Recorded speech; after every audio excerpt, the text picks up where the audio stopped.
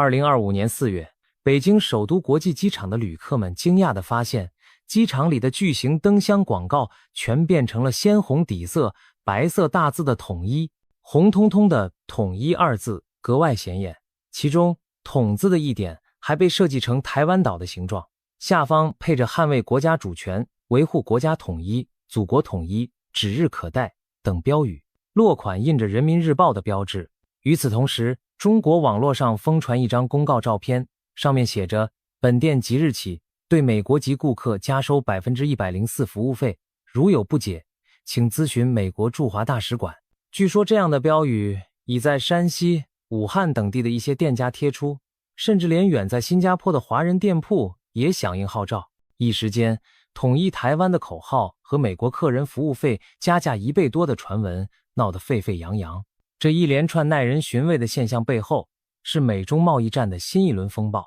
2025年，美国总统川普卷土重来，对中国祭出新一波关税大棒，把中国输美商品的总关税税率一路推高到超过 100%。中国出口产业猝不及防，外贸订单断崖式骤减，工厂开工率暴跌，大批生产线被迫停摆。在经济压力与民间情绪的双重夹击下，北京方面突然大打民族主义牌，高调宣传祖国统一大业，而民间也出现了以牙还牙的反美声浪。有人扬言要对美国人收取 104% 服务费，仿佛在讽刺美国对中国商品加征的 104% 关税。经济困境之下，就对外亮出武统姿态，这究竟是转移焦点的宣传手法，还是真的蓄势待发？接下来，我们就从头梳理这场戏中戏。这场贸易战来势汹汹，川普政府从2月下旬开始对中方商品逐步加码关税，到了4月初已连番加征，让中国输美商品的累计关税税率飙升至 145% 的天价。如此高的关税，在现代国际贸易史上前所未见。一件中国制的商品进入美国，要被课以相当于原价1倍多的税费，美国买家等于付出2倍以上的成本，贸易直接变得极不划算。4月9日0时起，新税率正式生效。就在前夕，不少中国出口商不得不紧急按下暂停键，宁可让满载货物的货柜滞留在港口，也不敢贸然复运，因为再运下去，每卖出一单就要赔掉一单的利润。据传，有中国外贸公司透露，他们每天出口到美国的货柜数量已从往日的4、50个骤减到如今仅剩3到6个，订单近乎全面停滞。甚至有客户干脆放弃了正在运输途中的货物，直接表示算了，不要了。美国征这么高的税，货运过去也卖不出去。美国订单几乎一夜消失，直接击中了中国制造业的命脉。曾经灯火通明、人声鼎沸的沿海工厂，如今大批陷入停工或半停工状态，生产线闲置，机器静悄悄。一些出口型企业的老板哀叹，这场关税大战宛如一场新的长征，前途漫漫，撑不下去的企业恐怕将大片倒下。有分析悲观预测，高达70%以上的出口商恐怕熬不过这轮关税狂风暴雨，最终不得不关门大吉。如今不少工厂的仓库已经堆满了卖不出去的库存货，开工生产吧，每追加一批货只会继续积压在仓库烧钱；停止生产吧，客户稍有风吹草动就会转单他国，企业等于坐以待毙。典型如中国最大的纺织产地浙江绍兴柯桥，据称当地库存布料多达35亿米，堆积如山，但国际买家却纷纷取消订单。行内人士无奈地形容现在的困境是：开机等于烧钱，停机等于等死，卖货等于倒贴，一语道破出口制造商进退两难的处境。即便是跨国知名品牌，也不得不调整策略，以因应成本剧增的冲击。运动用品巨头 Nike、瑜伽服饰品牌 Lululemon 等都传出考虑将产品零售价上调40%左右，以将关税成本转嫁给终端消费者。提价意味着美国消费者也要跟着埋单。贸易战的痛苦其实双方都在承受。对中国整体经济而言，出口重挫无疑是雪上加霜。近年来，中国内需增长乏力，经济发展很大程度上仰赖出口这架马车拉动。如今美国这个最大的外贸市场几乎熄火，中国想靠其他国家市场来替代美国的订单并不现实。经济学者指出，所谓内循环，经济短期内无法独撑大局，在外需骤减的情况下，制造业收缩将带来就业压力激增，影响消费和投资信心，形成恶性循环。尽管北京当局嘴上仍强调奉陪到底的强硬态度，但摆在眼前的经济困局恐怕不是几句豪言壮语就能化解的。面对贸易战带来的压力，官方显然试图以民族主义来凝聚人心。在北京首都机场出现各处的统一标语，就是一个强烈的信号。T3 航站楼大厅内，多根巨型立柱上的商业广告被全部换成了红底白字的统一二字灯箱，统一旁边还点缀着醒目的台湾岛图案，下方配有诸如捍卫国家主权、维护国家统一、祖国统一、指日可待、大势所趋、势在必行等口号。落款甚至带有官方喉舌人民日报的标志。如此大张旗鼓的统一台湾宣传出现在国际机场，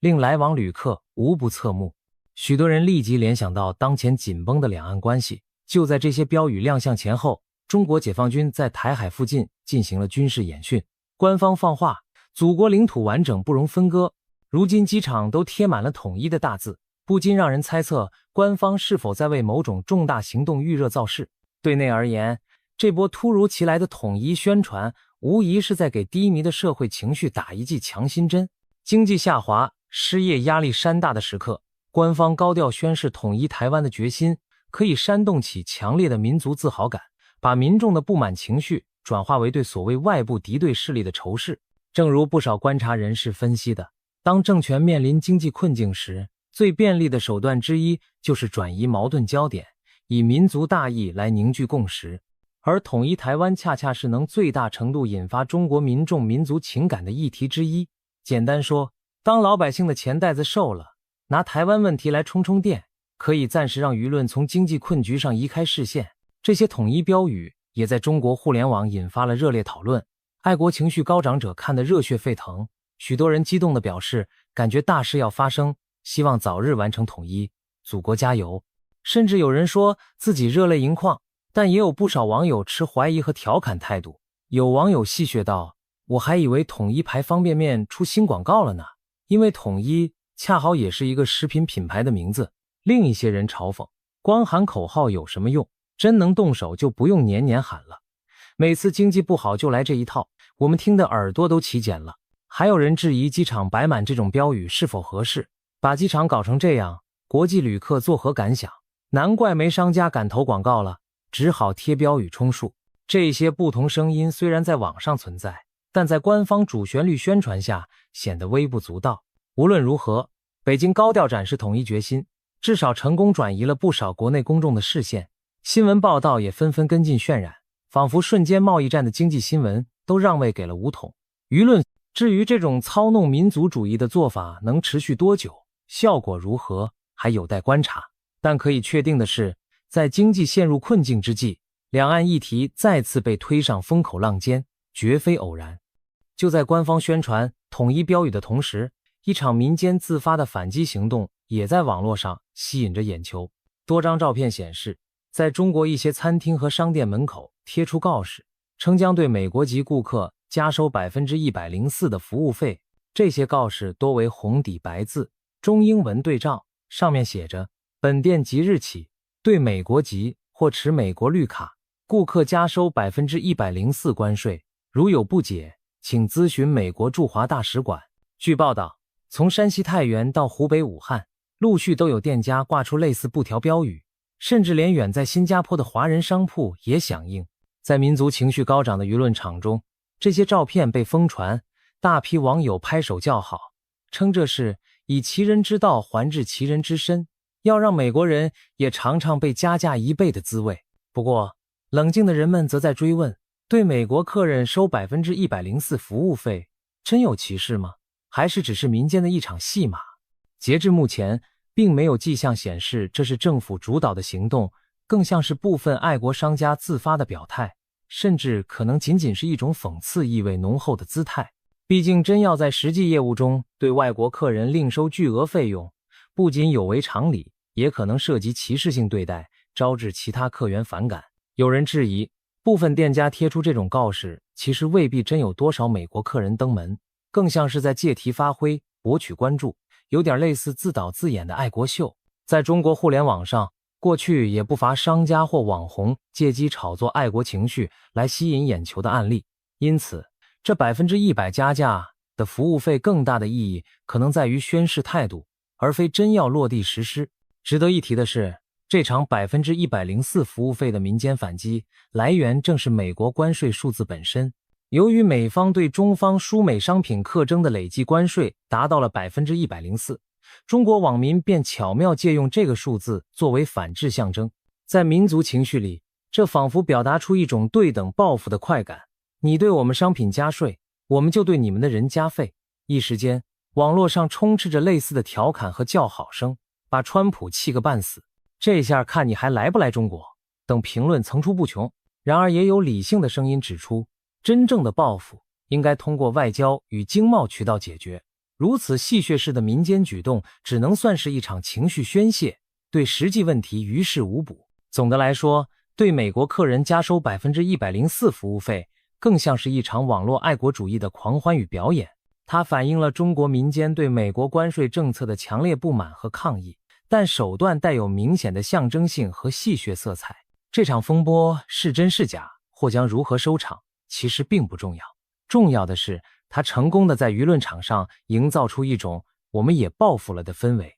进一步转移了大众对经济困境的注意力。美中贸易战的升级同样让美国企业大感头痛。首先，首当其冲的是苹果公司。作为高度依赖中国制造的科技巨头，苹果的供应链几乎和中国经济荣辱与共。关税提高后，从中国组装出口到美国的 iPhone、Mac 电脑等产品成本大增。面对这一局面，苹果不得不重新考虑全球生产布局。一方面游说美国政府对其产品给予关税豁免，另一方面加速推动供应链多元化。近年来，苹果已经开始在印度、越南等地建立生产线，试图减少对中国的依赖。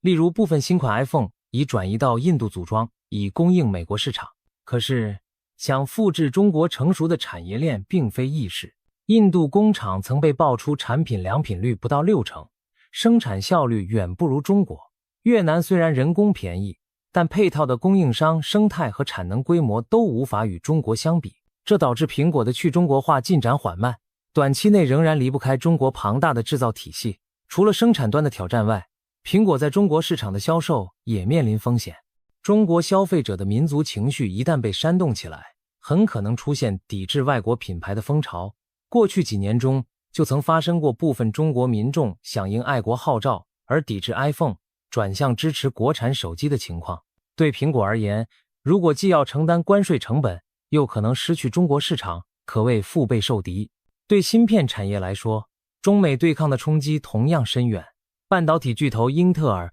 和绘图芯片大厂英伟达长期以来都高度依赖中国市场。中国是全球最大的芯片消费国，无论是电脑处理器还是人工智慧训练用的高阶 GPU， 中国客户都贡献了相当可观的销量。然而在此轮科技脱钩浪潮中，英特尔、英伟达对华出口频频受阻。美国政府祭出严格的芯片禁令，禁止英伟达向中国出售最新一代的 GPU。英特尔的一些先进数据中心处理器也在限制之列，这直接导致英伟达损失了中国一大块市场，只能通过推出经过降级的特供型号来勉强继续销售。同时，中国政府也寻求反制措施来压制美国芯片企业的影响力。近期，中国半导体行业协会就发布了一则原产地认定新规，要求所有进口芯片不论封装地点，一律按照晶圆生产地来标注原产国。这意味着即使美国芯片拿到第三国封装后再卖到中国，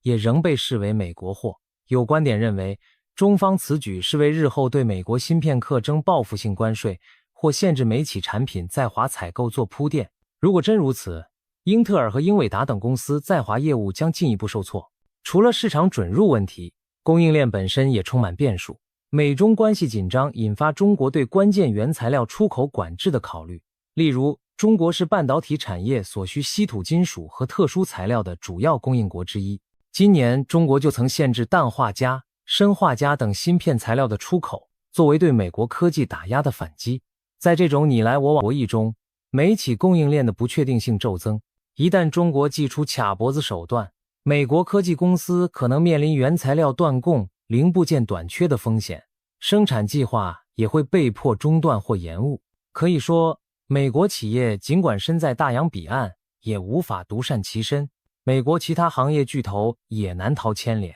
电动车领导品牌特斯拉近期就在中国市场遇到难题，由于美中互征高关税，特斯拉不得不暂停向中国出口其在美国生产的 Model X 和 Model X 高端车型，以免天价税费让这些车在中国市场完全丧失竞争力。取而代之的是，特斯拉更加依赖其上海超级工厂来供应中国市场和亚洲其他地区需求。像特斯拉这样通过本地生产曲线救国的案例，在未来或许会更多见。对那些无法在中国设厂的美企来说，则只能咬牙面对关税重负，或者缩减对华业务规模，以降低风险。总体而言，贸易战与供应链脱钩的震波已经延伸至美国企业自身。跨国公司们一方面抱怨关税政策伤害了他们的利益，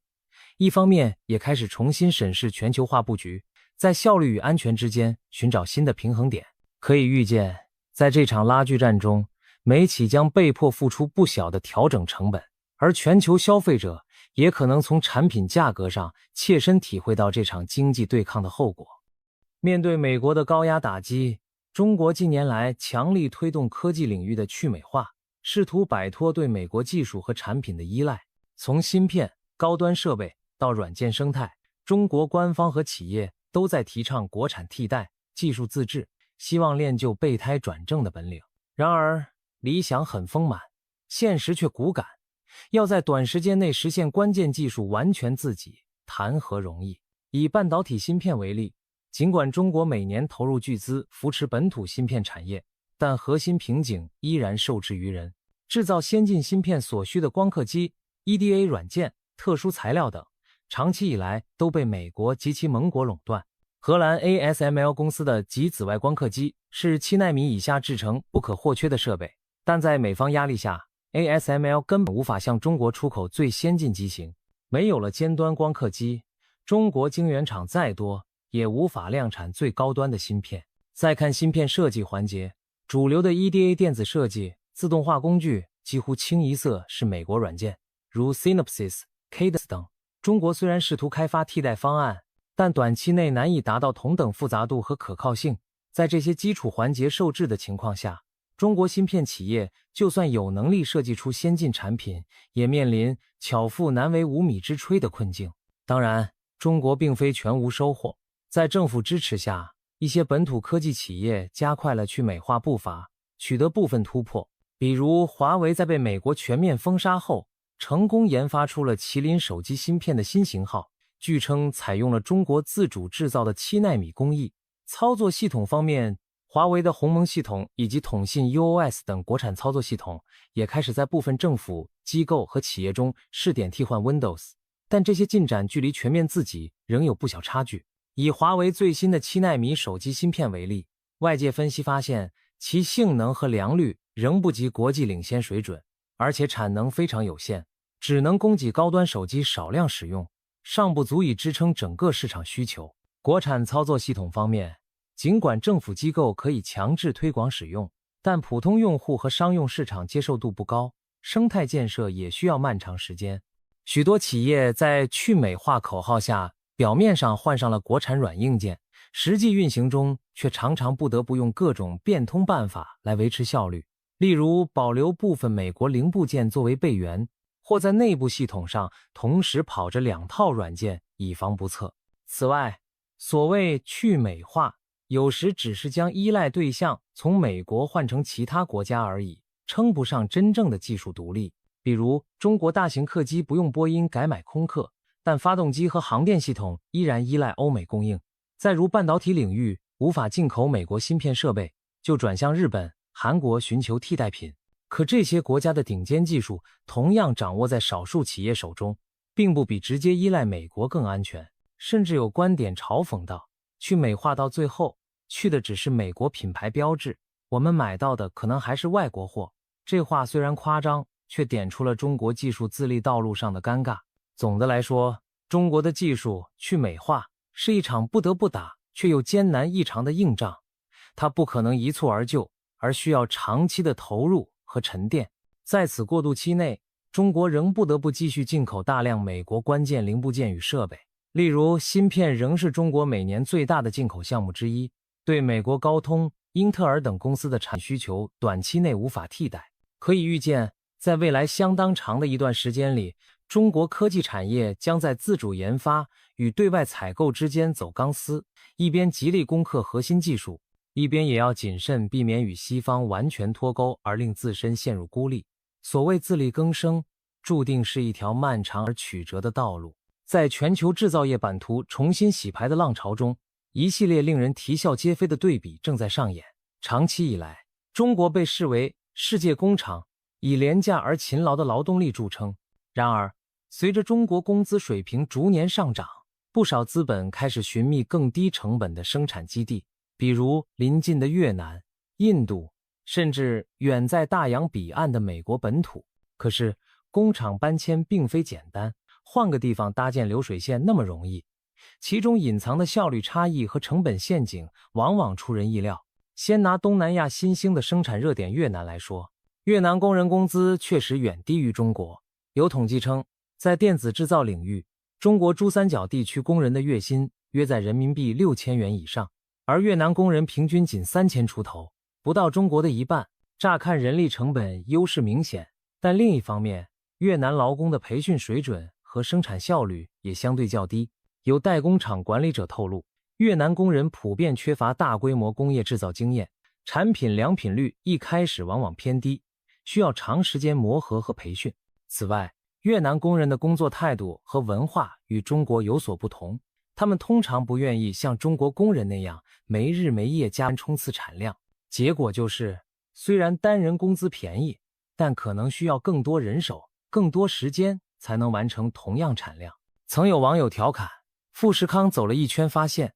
3个越南工人顶不上中国1个工人的效率，还不爱加班，最后不得不部分产能回流中国。这虽是戏言，却也反映出一些现实情况。事实上，就在最近，却有消息称，富士康考虑将部分先前转移至越南和印度的产线重新迁回中国，原因正是境外工厂达不到预期效率，供应配套跟不上。再看号称要把制造业带回美国的努力，现实更加复杂。在美国本土设厂，面临的首要难题就是高昂的用工成本。一名美国流水线工人的时薪往往是中国工人的好几倍，即便自动化程度更高，人力开支依然居高不下。同时，美国工人的劳工法规和文化决定了他们不可能接受亚洲式的超长工时和高强度，这意味着产能扩张需要投入更多设备和人手。苹果公司曾在美国德州尝试组装高端电脑，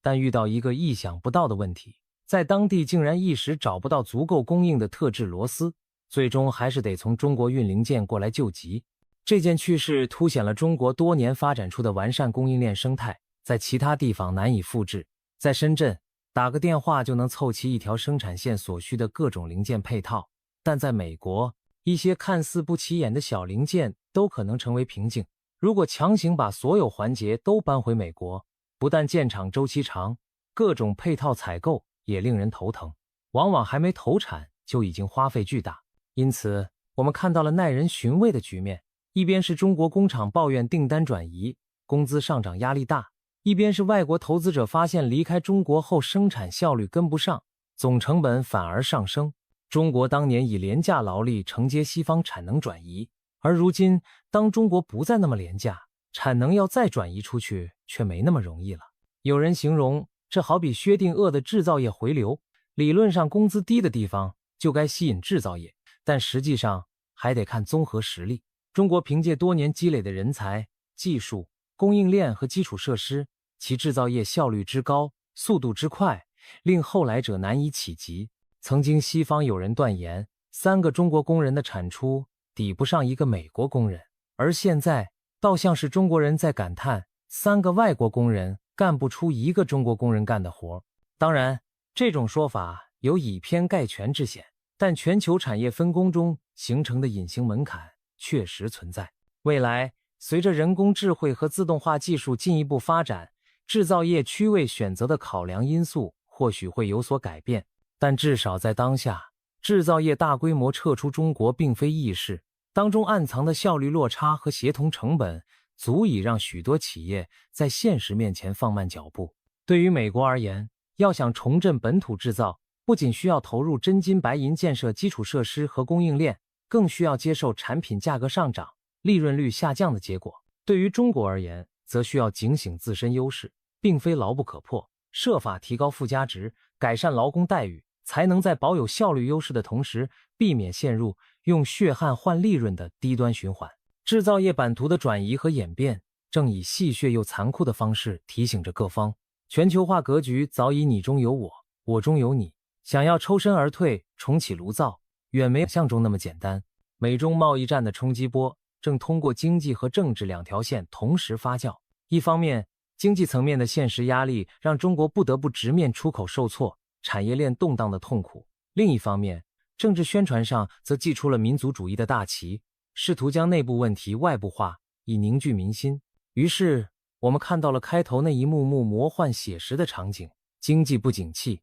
官方就大张旗鼓地喊起统一台湾来提振士气；美国加了高关税，民间就上演对美国人加收双倍服务费的戏码，来逞一时口舌之快。这些现象背后，既有民众真实情绪的流露，也有精心策划的引导。然而，无论宣传如何轰轰烈烈，经济规律终究不会让步。中国要走出困境，不能只靠喊几句口号或者做做姿态，仍需脚踏实地解决贸易和产业问题。同样，美国方面如果一味挥舞关税大棒，也难免杀敌1000，自损800，波及自身企业与消费者的利益。两国在贸易上的互相出招如同拔河，每次用力都在消耗各自的元气。至于经济崩了就威胁打台湾，这种桥段或许更多仍是一种政治操作，而不是真的要开战的前奏。毕竟，对中国领导层而言，武统台湾不是儿戏，